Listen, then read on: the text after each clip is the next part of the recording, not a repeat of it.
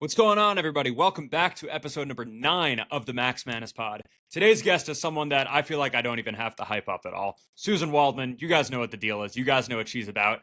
She was the best. I've spoken baseball with a lot of pretty cool people in my life. The proclivity and the ability that woman has to just pull baseball stories out of her back pocket from 30, 40 years ago, name dropping guys you haven't heard of in forever, and just drop them at will is really unlike anything I've ever seen from anyone else. And for all the years of hearing her do it on the radio, there was something about having that discussion with her one-on-one that was a little bit ethereal for me, if I'm being honest. It was a pretty crazy experience. So super appreciative of her coming on. We battled through some technical difficulties too, so I appreciated her sticking it out through that. But yeah, the episode was awesome. I do want to say, I know it has been way too long since we put out the last episode, and I do apologize for that. Life got a little bit insane the last few months. I moved, as you guys can probably tell if you're watching on YouTube, got a new setup and new background behind me, which I'm pretty pumped about. And between that and the playoffs and a whole bunch of things, it got to a point where I knew that if I was just pumping out podcast episodes just to have them out, I wasn't going to be able to put the full effort and appreciation into them the way I really want to. So I decided I'd rather put this on the back burner to the off season and be able to really, really focus on it and feel really proud of every single episode I'm putting out instead of just putting them out to kind of say that I was able to put them out. So I'm sorry for the fact that it's been way too long. It bugs me, trust me, way more than it bugs you guys. But I really appreciate the fact that so many of you guys stuck through and are still listening. Definitely got a whole bunch more on the horizon now that it's the off season. This is very much becoming a priority of mine, so I'm really, really excited for that. But for now, just enjoy today's episode. It put me, I think, I'll make this promise to any baseball fan that listens. If you're just a baseball fan in your soul and there's nothing you love more than just listening back and kind of being put, I told this to Suzyn, in like a time machine and remembering what makes you love baseball, I don't think there's a certain person that's better to do that than Suzyn Waldman, and I can guarantee you that after listening to this episode, you're going to be in a better mood. So, without further ado, let's get into the episode. What is going on, everybody? Welcome back to the Max Manus Pod. Today's guest is somebody that the word legend kind of gets thrown around too willy-nilly these days that it loses a lot of its meaning. But if there is a single listener that disputes that today's guest is an absolute legend, they can come to me and I'll have some words for them. Suzyn Waldman, thank you so much for joining us. Oh, you're very welcome. Anytime. This is great. Legend makes me really nervous because people that are legends just are going to disappear and sometime soon. I'm not ready to do that yet. So legend always makes me really, really nervous. Okay, so we can switch up the verbiage. We can use, okay. Is there a different descriptor you would prefer? The kids like to say GOAT, which stands for greatest of all time. I don't know. No, well, that's not me. That's Don Mattingly. That's Tom Brady.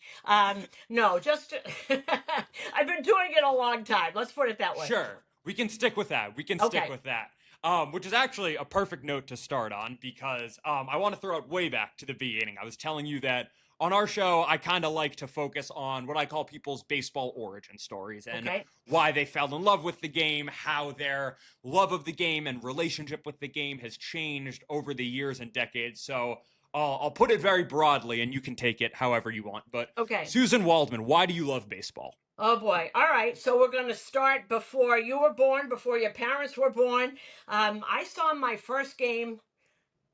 I was probably 3 or 4, and this is in the 50s. And I went with my grandfather, and as everybody knows, I grew up in Boston. And in Boston, you grow up loving 3 things: sports, education, and politics, and not necessarily in that order. In my order, it was sports, and of course, for me, it was also music and theater. But I can still see that day, Max, and I'm going to describe this to you because so many times over the years I have taken players who have asked me, why do you love this? Why are you going through this? Because back then, when I started, it was pretty terrible for women. And I say, come sit in my seat and now pretend you're 4 years old. Fenway Park, it's changed a lot, but the underpinnings of Fenway Park have not changed at all.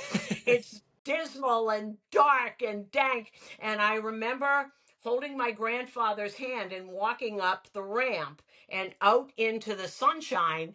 And I can still have that feeling. It was like being in a little velvet green jewelry box.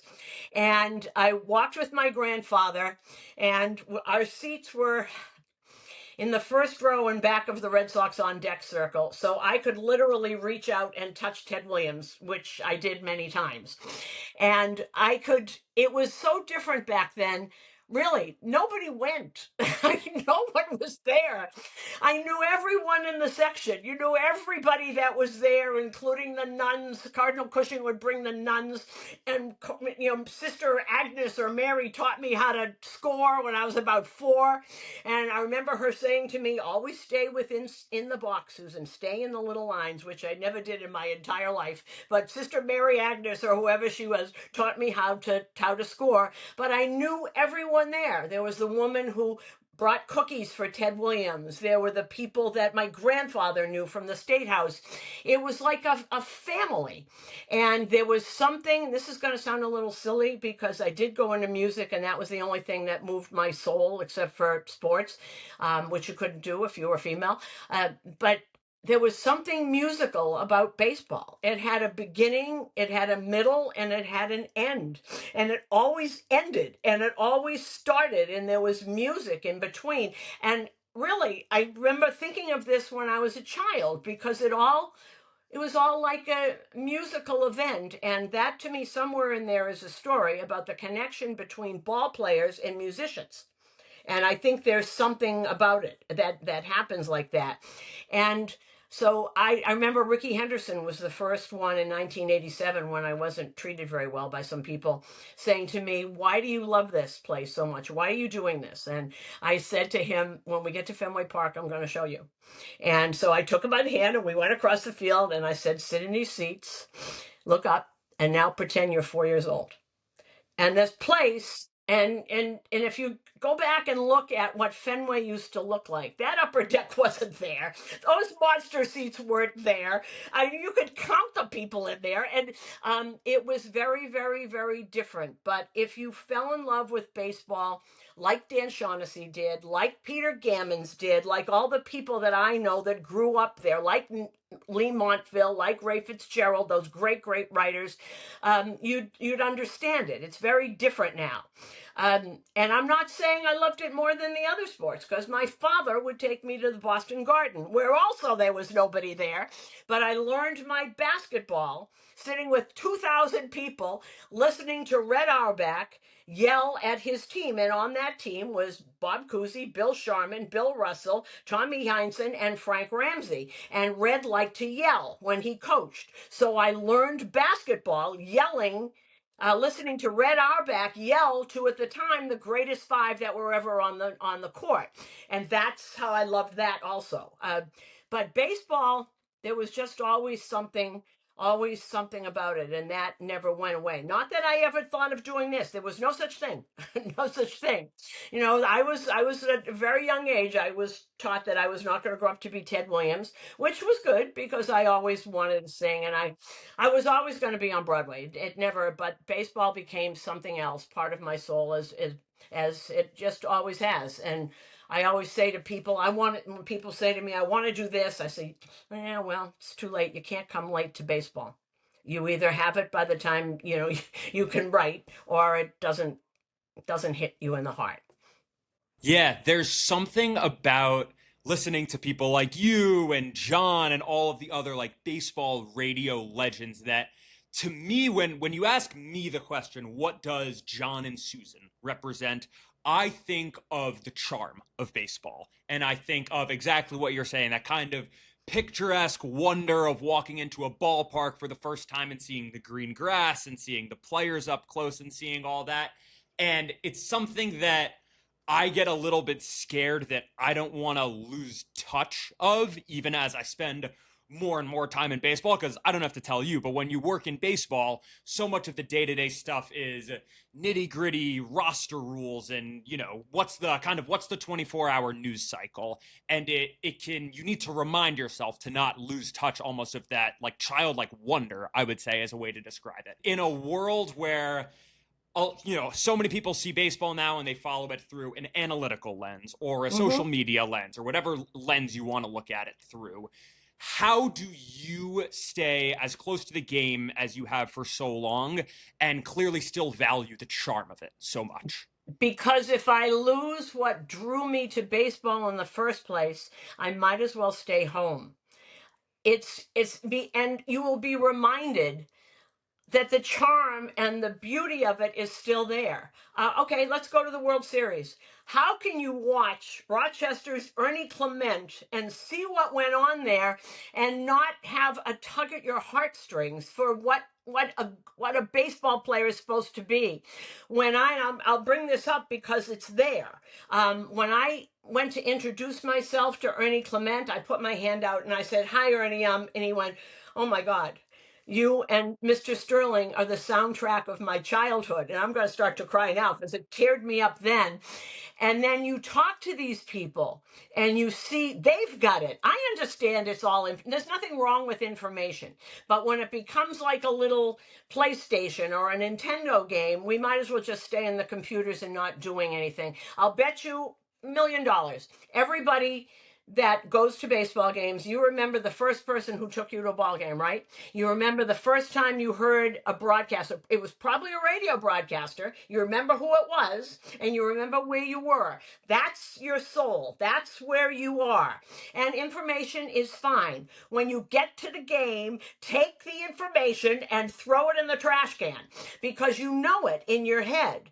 But if you start looking at through the analytical lens always and not take into consideration the humanity of it, not only is your team not going to win, but you are going to lose the love that you have for this game, because then it becomes like everything else. And that would be a shame if that happened.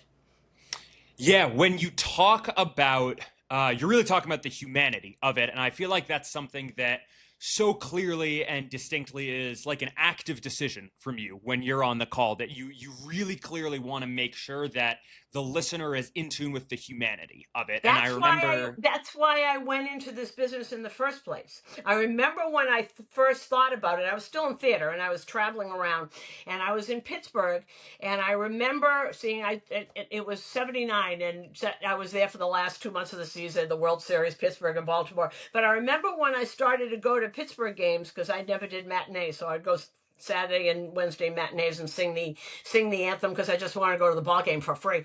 And I remember people throwing batteries out of the stands at Dave Parker, and I remember thinking, this anger is not good. And I know when it all started. It all started with the money and all that. That's another thing altogether. But I didn't want it to become what it has become for a lot of people. Sports is humanity. It is people. At its core, at its essence, it's people. And if you can't enjoy the humanity of what it took a Dave Parker to do his job, what it took a John Schneider to come up through the ranks, never making it into Major League Baseball, if you lose those stories, baseball becomes just another sport, and you're not going to remember it. It's not going to be special.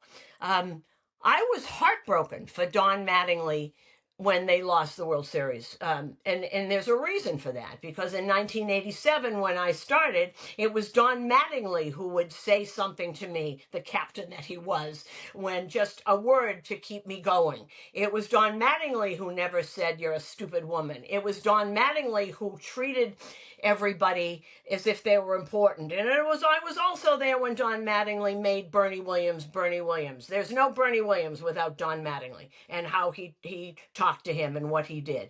And if you don't have those stories and you lose those stories, we might as well just sit on a computer that I can't do anyway, so then I'll never watch sports again. But that's what it is. Sports, its essence is one person against another, and who's going to win. And it's always great for the winner, but what about that loser? What happened? What does he do now? Is he going to take it? Is he not going to be able to handle it? Those stories don't go away. You know, John Sterling had some of the greatest stories ever. I mean, I wasn't here when Casey Stengel managed, and John was. And, not broadcasting, but he knows all those things. And, it's those feelings you have. When I finally met Mel Allen, I couldn't talk. I absolutely could not talk. I was so overwhelmed with the fact that Mel Allen came to meet me, to give me some advice and to tell me, don't you ever give up what you're doing because you have an intrinsic love of this game. And I also, because of that, we became friends and I got to sing at his funeral, but because sister asked me. But it's connections, particularly when you've been in one place. The connections are what's important. And so instead of just playing fantasy football or baseball all day long, you got to look at the humanity because that's where winning and losing essentially will come. Yeah, it's so interesting because when I talk to a lot of like, kind of my generation of journalists and people who cover the game, they'll talk a lot about like it's not that you want to be on bad terms with players. Of course, you want to talk to them. But at the end of the day, I think a lot of people feel like their job is to be objective. And I can't let the fact that this pitcher is my buddy and that I've known him for 10 years alter the fact that I have to cover the fact that he blew the I'm game not last saying night. that. That is not what Yeah, I'm I know you're saying. not. That is totally not what I'm saying. I am saying that you can have humanity for the whole thing. No, I'm not friends with these people. You're not friends with. They're in a different world. You're friendly, and people will return my phone calls. But there's a way. I've never thought that it was hard to be objective. You can see what's happened. It's right in front of you. If you swing at a slider that's down and away and in the dirt, you swung at a slider that's down and away and in the dirt. You can't go up to the guy who struck out and lost the game and say, "Oh, I'm really sorry." But instead, go, what were you seeing there? What happened? Instead of challenging them, is there something you could have done differently? How about that? You don't have to be nasty, and you don't have to say he stinks. What you can do is say, what was going through your mind? What did you think that was? And where did you lose it? That's much different than saying, all right, you struck out. What made you do that? It's very, very different. You can be objective without being nasty or criticizing. You can say what happened. If you say honestly what happened, no one can argue that, and you can see that. So I don't buy any of this. I don't buy any of this. You can be really good friends with someone and talk honestly about what they do. And if I think that there are a lot of people that younger that don't do that, I think that's being lazy. I think that's being very, very lazy and not covering the story. Because once you cut the humanity out, you might as well, go back to playing fantasy baseball. Yeah, I want to stay on the humanity of all of it because this is awesome. I think, and this is something that you said to me, that one of the coolest parts about your job is people don't realize that you're at the stadium all the time and you get to see however many hours before the game when the players are out there with their kids taking ground balls or throwing them soft toss and stuff like that. When you think about, like, I'll throw out an example. Judge, for example, you got to see him probably even back to when he was the minors, but at least when he debuted, he was 25. Now he's obviously got all these accolades, Right. but beyond that, he's married, he's a father. When you think about players who you've gotten to watch their arc, not only as a player, but as a person, as a human being, and you say, wow, like, that guy 10 years ago was X, and now who would have ever thought all these years later, this is who he is. Are there people within baseball, maybe that the public do or don't know, that you just say their arc as a human being and as a person is something that really stood out to me? I don't know that that's my job to do that. I do know that the watching the kids and all that kind of thing, you're talking about something else entirely. What I'm talking about is how they if you're drafted by a major league team, the guys that show up in Tampa or wherever, the low A ball now. I remember a speech that some coach told me, that might have been Robbie Thompson when he was with the Yankees way back. He'll say, look around this room, and there's a lot of them standing. He said, one of you, usually 1 out of 11, will be gone to the next level. It's how they start from, and you can talk about Judge and he's married and all that. I knew Aaron Judge. I met Judge the first year that he was at spring training, when he was nervous, when he struck out all the time, when he thought that his life was a miracle because his parents found him. And you watch those kinds of things. You watch that. And by the way, no one had any idea that this was going to be Aaron Judge, because he does exactly what Derek Jeter did, who is the same person at 18 as he is now at 50. And Aaron Judge is the same person, but has developed. When Aaron Judge, when we first saw him, what did he strike out 2/3 of the time? It was no way you thought he was going to be this. No way. You know he's going to. I thought he might be Dave Kingman at that point. But then he started to change things, and he does what Jeter did. And every year, from the first year Derek Jeter got to the major leagues, he'd come back the next year and you'd say, oh, look, he's worked on this. And then the next year it would only be one thing. And he'd do it differently, and you'd see the progression. And last year, Aaron Judge turned into what Aaron Judge we thought he could if he cut down to the strikeouts and learned to be a hitter. He is this all-arounder player now. He's not just a slugger anymore. He's a hitter. And you don't hit over 340 and hit the kinds of home runs that he did and make the kinds of plays he did, even with his problem health-wise, unless you're a really special person. And I hope everyone... I understand he strikes out and people are upset about the playoffs and all that. I hope you understand what you're watching and the evolution of a human being turning into an MVP. And because this is quite extraordinary, and there are all kinds of stories like that. You know, it's not excusing, oh my God, why did he swing at that? What in the world is going on? Well, find out why he swung at it. What did he see? There's a lot of fans don't realize there's another team on the field. They have iPads too. What did they see? What did their iPad tell them about Judge in this particular count, or with this guy at second base? I mean, watch what happens. There are little things. You look at, and the World Series is so, and the playoffs with the Blue Jays are so fresh in my mind because it was so exhilarating but so painful. Everything. Did you notice that Kevin Gausman wore sleeves when he pitched against the Yankees? Do you know why? Fill me in. Okay. When he threw his splitter, Judge was at second base, and you could see the veins in his arm turned a certain way when he was holding the ball. This is how technical this is. He didn't use any trash cans. He saw it. So that's why Kevin Gausman, who doesn't usually, wore sleeves. Now, Savage doesn't need sleeves because he obviously doesn't have that, but it was the veins in his arm that Judge picked up from second base. I think it was Judge, I'm pretty sure it is, that they found out, oh, you're doing that. So he wore sleeves. If you miss those little stories, doesn't that make it even better?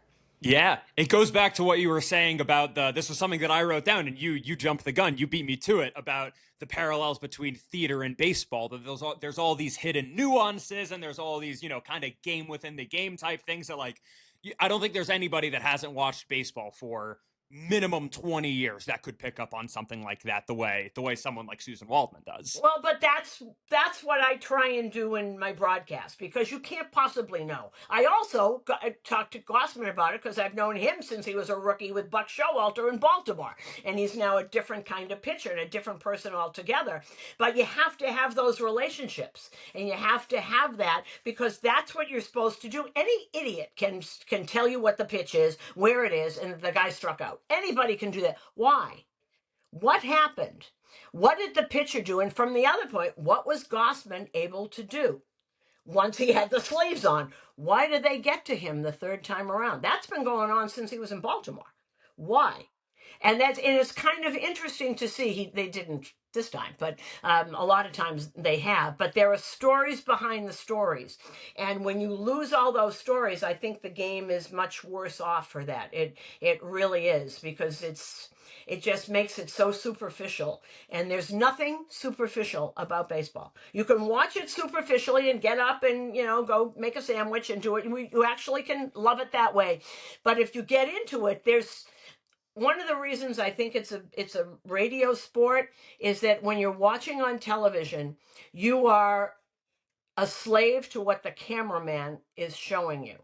You can't see that maybe Jason Dominguez is in the wrong place. You can't see it.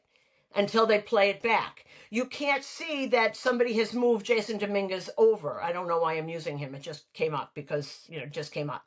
But those kinds of things you don't see a radio broadcaster does. If they're doing their job, they will tell you every little nuance. And the older guys did. And that's something that we still have it. But listen to some of these guys. Listen to Eric Nadel in Texas, and listen to him do a game. He will tell you where everybody is and where they're standing and why they're standing. And it just enriches everything. You can't do that on television because you can always only talk about what you're seeing, which is very different than if you're in the radio and you want the listener to use their imagination and picture it themselves. I want you to picture it yourself. I don't want you to be lazy and watch it on a screen. This is amazing. You're really taking us behind the curtain. I appreciate it. I think one of the coolest things about baseball specifically is that you could be watching a baseball game with 4 different people, and everybody kind of has their own. Sometimes it's expertise. Sometimes it's just the thing that catches their eye at that time. That sometimes I'm watching with friends who, I consider myself a pretty in the weeds baseball fan, and I have friends who are at my level. I have some friends who have, maybe a tier below, but they're getting there. And even sometimes I'm watching with friends of mine who maybe aren't my level of in-depth dialed in, Right. but they'll say things and I'll just go, oh, I would have never thought about it that way. Because you're putting it through your own prism. It's like when you go to the theater, you might not like a show, the person next to you might love the show. Well, that's fine. Theater is for everyone. It's for you also, but not entirely for you. And that's like baseball too. Oh, okay, I might not like all the the stats. Very good. What does that mean? Whip and war and all that crap. It doesn't tell me anything. It doesn't tell me anything. But if you enjoy it and you think it's worth it, God bless you. I mean, that's fine. Baseball is for me, but it's for everybody. It's for you, but not exclusively. It's for me, but not exclusively. And when you figure that out and you start to enjoy it and start to listen, oh, I didn't see that because I was looking at Judge in right field and where he was, and I was looking at the catcher. Somebody else might be looking at the catcher who's moving someone over at shortstop. There's so much that goes on that it's not for simpletons, but you can enjoy it on a very, very simple level. Who hits a home run, who doesn't, who wins, who loses, who cries, and who is around throwing champagne. Now, if speaking of those things, if you missed Bo Bichette going over to Don Mattingly, who didn't leave the dugout after Game 7, and I know what he was thinking because I did know he was leaving. And if you saw that, and if that didn't break your heart, I don't know why you're watching these games, because that was baseball at its essence. And the fact that, let's go to the other side. I'm not a Dodger fan, never have been, but if you can't understand the joy of Mookie Betts after he delivered after being abysmal for months and moving back and forth and having that sickness at the beginning of the year and going out there anyway, and sure, I'll play shortstop, sure, I'll play right field, whatever you want.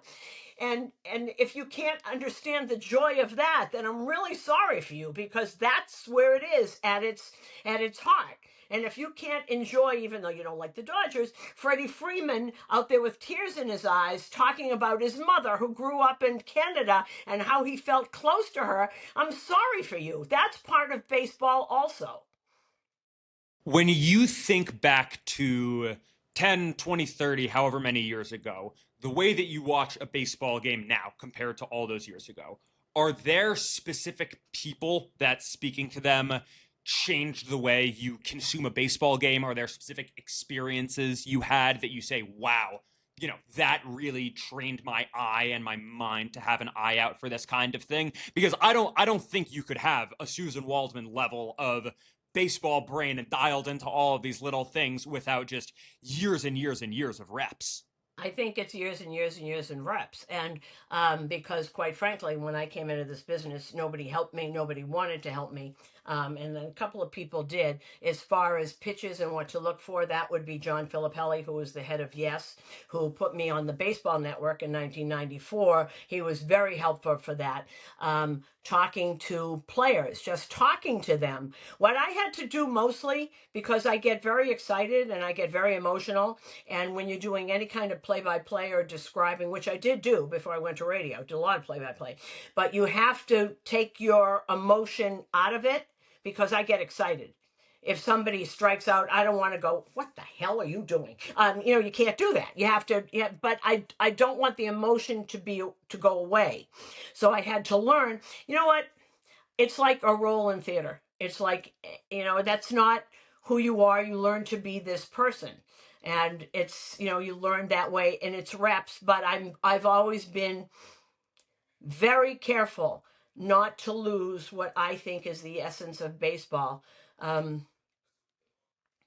Because I think we all lose something when those kinds of people who just feel it from their soul are gone. I mean, I think and I don't want to do that. So anytime I get emotional, and I don't mind crying, and I don't care, and it's, because I know there's somebody at home that is feeling exactly like me too, but I have to get it out. I have to, and a couple of times I did. Once John had to finish, and I've had to finish things for John too, but you have to experience it. When I was, and it goes back to theater also, when I was doing a show called Man of La Mancha, and I did it with Richard Kiley, who was the original Don Quixote. And there was one scene, it's a death scene, and he once said to me, don't cry there. If you cry, they don't have to, meaning the audience. So you have to get it out. You have to get the experience to the listener, but you can't get emotional about it. You have to make them get emotional about it. And that's why, I try and do one little thing each game that you'll only know about the other team also, because people forget there are two teams on the field, that maybe the story is in the other clubhouse. Maybe it really is. Maybe the story was Alex Vesia and his baby daughter. Maybe that's a story in there. Maybe that the whole thing with the numbers and the Toronto hats going back for another human being. If those stories get lost, I really fear for the sport. And that's the only problem I have with numbers and stats. They're fine. Information is great. And you can just decide how to use it, though. Yeah, one thing I really like to kind of get different people's insight on is different times where their relationship with baseball was challenged. And I mean, I'm sure you have no shortage of that just in terms of everything you've been saying about all the challenges you had coming up. And I feel like people from my generation may not even necessarily realize all the specific details of when you were coming up and what the industry was like for somebody for a woman that wanted to pursue a career in that. Are there, there's a lot of stories that are out there. Are there things that even you think to yourself like, oh, like, people think of X, Y, and Z stories, but they don't even realize like the extent of it? Did it change the way that you look at baseball, at the Yankees, at New York, at your job? There were a lot of things. Never changed my relationship with baseball because there was always somebody who stepped up. When I was pretty much attacked by George Bell in the Toronto locker room, there was Jesse Barfield who saved me from that. When I had death threats at Yankee Stadium, it was George Steinbrenner and Bill Squires, who was the head of security. I had a police detail the entire year. I was never by myself at Yankee Stadium, and it was terrifying. But I wasn't going to, I'm also a person that I don't like people to tell me, no, you can't do this. I don't like that. I don't respond very well to that. The San Francisco earthquake, my phone line did not go off. I was the only one, and the guy next to me, the late Les Grobstein in Chicago, our phones didn't go off. I was on the air through the whole thing. finding out where everybody was, finding out who was okay. I was on all night with Steve Summers back then, overnights, going and finding, telling, okay, this writer's here and this writer's here. We're all okay. They're at this hotel, going through the minibar, trying to get through that. Don't forget, the electricity was off, and these guys were getting these electric minibar things with crowbars, finding anything they could do. No, that's a whole other story. But do you stay there or do you go home? And I stayed there and did Cityside for 3 or 4 days, or a week before they decided to finish the. That changes people's opinions of you. I went through. I don't think people understand the extent of it. People would take my clips and my interviews and doctor them at the station so that I'd look like an idiot. It was pretty terrible. I do want to say. It was not the New York Yankees. Never would. And I walked into a clubhouse with Don Mattingly and Mike Pagliarulo and Ricky Henderson and Dave Winfield and Ron Guidry and Dave Righetti. Willie Randolph was the captain. These guys weren't going to hurt me. They were wonderful. So it was never the Yankees. It was other teams. Mostly it was other reporters that thought I was taking a job away from a real reporter, meaning male. And yeah. Yeah, I sat by myself in the press box for a solid year and nobody talked to me. I mean, it was not good. And then a year later, the owner of the team thought it was fascinating that this woman didn't leave and was still here and all that. And Mr. Steinbrenner, that that I didn't care if anybody had lunch with me, because that it didn't matter. Then it didn't matter. So, but that's the extent of it. Was no. It was mostly, the heck with you, I'm staying, you can't kick me out of here, I've gone through too much, and what are they going to do to me anyway? And I had to. I didn't have anybody take care of me at home. I mean, I had bills to pay, I had dogs' mouths to feed. What was I going to do? And I don't like people telling me I can't do this, because my big thing is why. What do you mean I can't? Who says I can't? Yeah, Suzyn, your drive is just so, it's amazing because so much of it is motivated by like the love of the sport, like we've all been talking about, and clearly that's just something you're not willing to compromise on. But there's like the person there too, and I feel like in an era where authenticity kind of goes out the window a lot of the time, and there's a lot of people in media that are willing to let authenticity take the backseat if it means getting more clicks or more views or more access.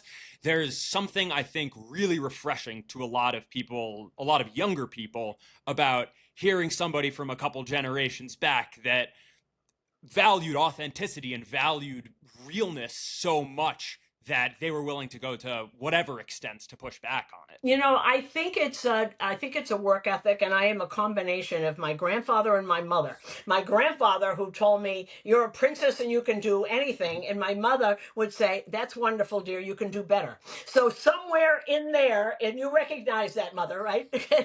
Oh, that's wonderful, dear. You can do better. But it's things that I adore. I mean, I adored theater. I was always going to sing, and I was very good. I worked all the time. I just was not famous. And then the music changed, and I had to find something else to do, or I was going to be the queen of the revivals for the rest of my life, and that wasn't going to be good. But it's that, find something that you have passion about, and don't let people stop you, because most people are jealous of your drive, and most people don't. Nobody wants another person to succeed if they're not. They just don't. And particularly back when I started. Back then, it's different now.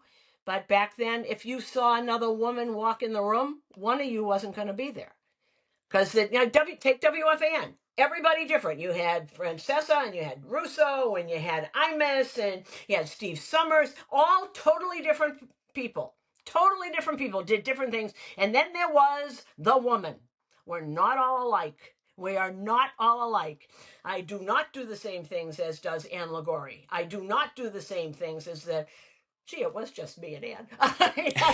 But we're very, very different people. And that's, I think, back then, that was something. And they pit women against each other, which doesn't happen now. But it hasn't changed as much as I think it probably should. But that's a whole other story for a whole other day. But you have to find something that you have passion about. And you know what? And you are usually, I know I'm my own worst critic. And if somebody writes something about me, if I think there's if I think there is an ounce of truth in there, I'll get upset because then I haven't done my job. If I think it's garbage, then I'll say, "Oh, geez, all right, fine, let's move on." But I think everybody is afraid now to find this kind of love and passion. The guys you work for aren't afraid. They made the whole industry out of something that nobody knew was even there. But that's passion, and you can't. I can't commend that enough, because whether it's right for you or right for me or right for the man down the street, what they've done is create something out of passion and love.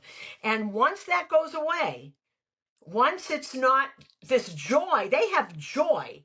When I hear your stuff and I hear Jake and all those guys, there's joy in there. And once that joy goes away, that's when they'll be in trouble. But I don't see it coming because the Yankees provide. there's always something going on there. But those are the people that make it. And unfortunately, most people don't put their being on the line like that, and you really have to every day. And there are a lot of days I say, I can't take this anymore, this is just ridiculous.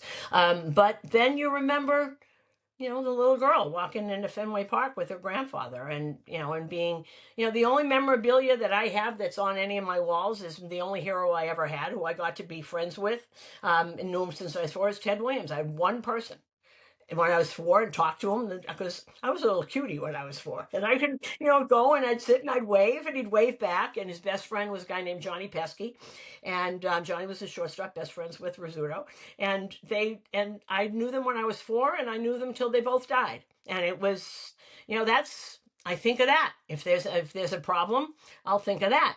I'll think of my nephew, who I remember my brother screaming at me when Bill Buckner missed the ball on first base, and my 3-year-old nephew at the time, he's in his 40s now, my brother said, "You talk to your nephew, you've done this." And my nephew was screaming, and he said, Auntie Susan, it hit a stone, it hit a rock.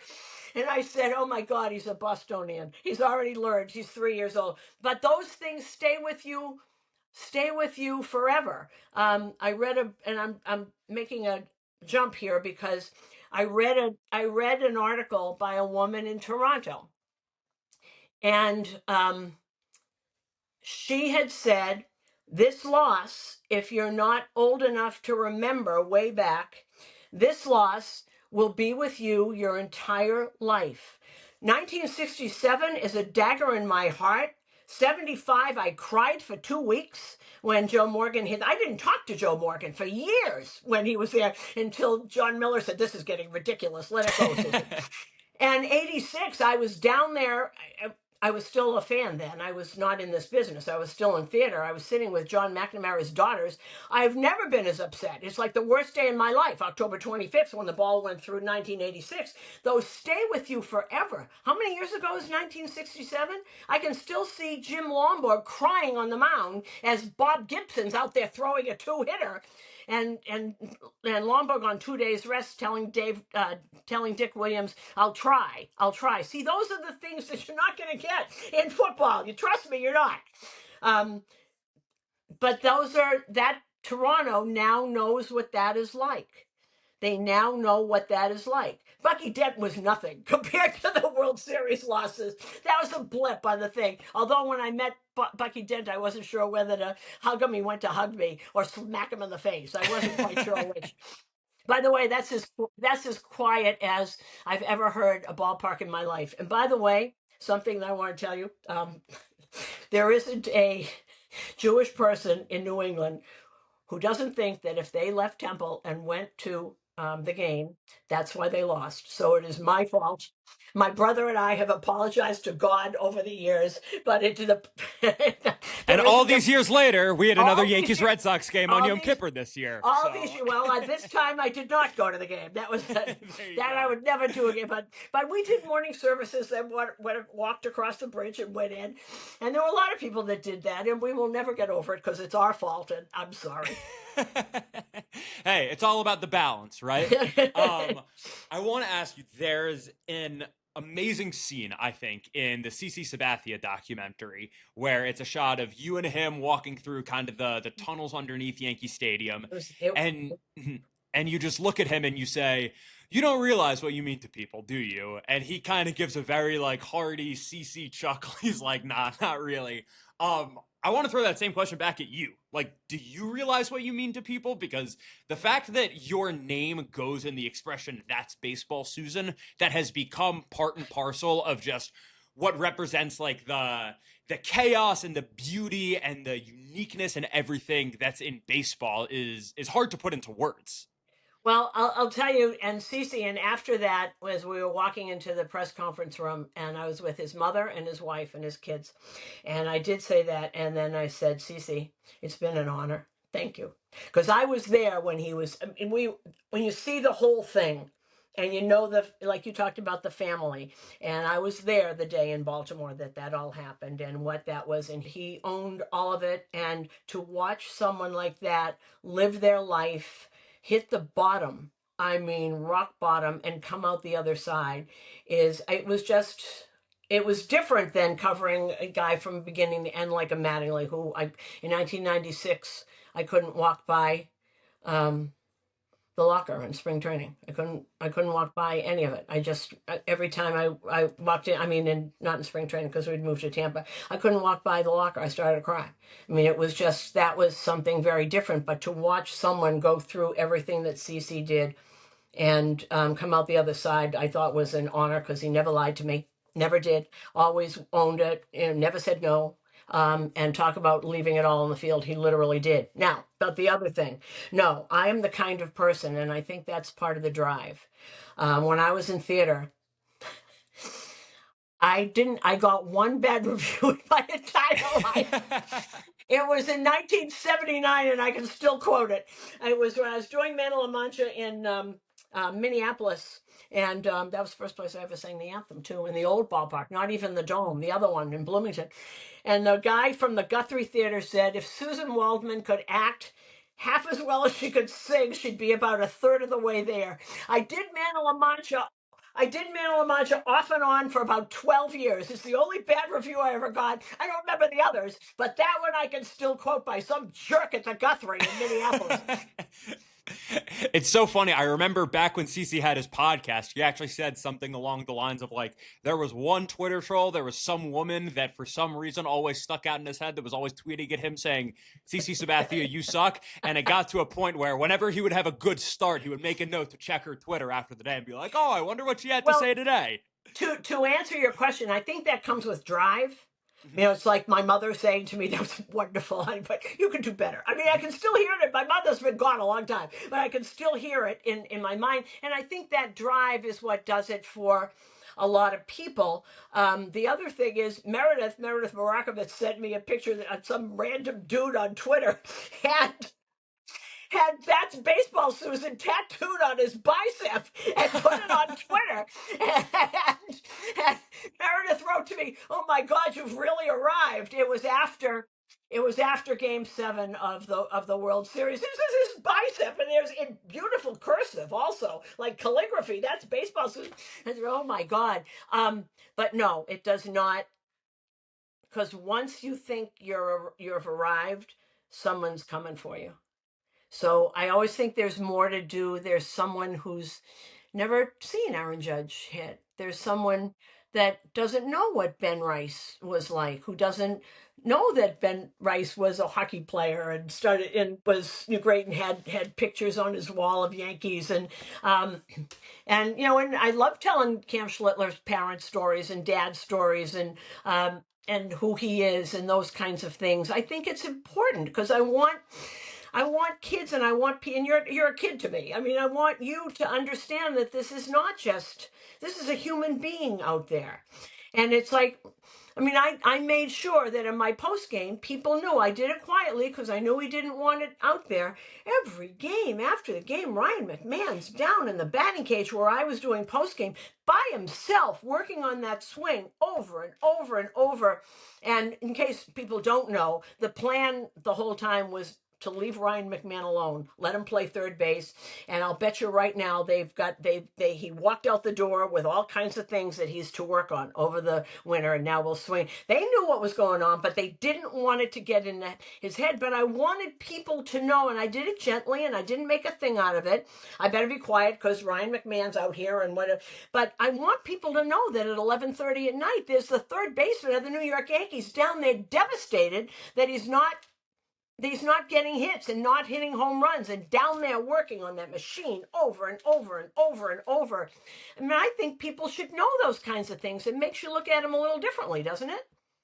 Yeah, absolutely. It goes back to exactly what I was saying before. You kind of represent the lens into humanity and just realness and just really just like the genuine appreciation of everything that goes into the people and the craft and all of this. And I think it, like I said, in a day and age where there's a lot of people that are strictly covering based on the analytics or based on the roster moves, I guess I'll ask you, like, what's your long-term outlook for the future of baseball, and what do you think the kind of the pallbearers, like the next people in, the next, or that's probably the wrong terminology, but the next people, the people who are going to keep baseball going, how can they keep that Suzyn Waldman-esque kind of focus on just like the pure joy and the people that go into the story? Because if you don't have the joy, and if you don't hit the emotion, the game is going to die. And I don't think it's going to, because,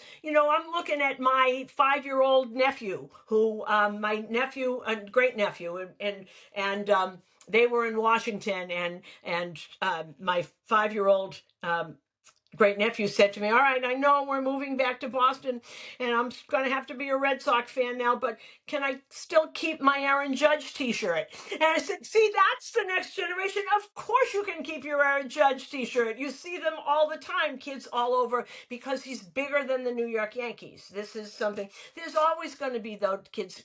Little kids don't go out and play baseball because they know about whip and war and all that stuff. They don't do that. If you want to love it, that's fine. The majority of people that's sitting at Yankee Stadium just want their team to win. They want to take their children to see, this is Derek Jeter, and this is, CC Sabathia. And when Suzyn Waldman is talking to AJ Burnett when we're in Atlanta, this is what he did. And he had a bad time here, but he won us Game 2 of the World Series. And this is 2009 World Series. Don't forget, if we don't get out of Minnesota, we're not doing that. If there's no Alex Rodriguez, we don't get out of Minnesota. It's all connected, but it's connected with people. And when you lose that, we're all going to be on computers. I don't think it's ever going to happen. I don't think it can. And baseball goes through lulls. It sure did. It's been up and down and up and down. But the people that go, I know it's not like this in every stadium, but it's packed where we are, and it's packed in Philadelphia, and it's packed in Boston, and it's packed in a lot of places. It's packed in Toronto, and it's it's not always about winning. And you see in different stadiums, they're there.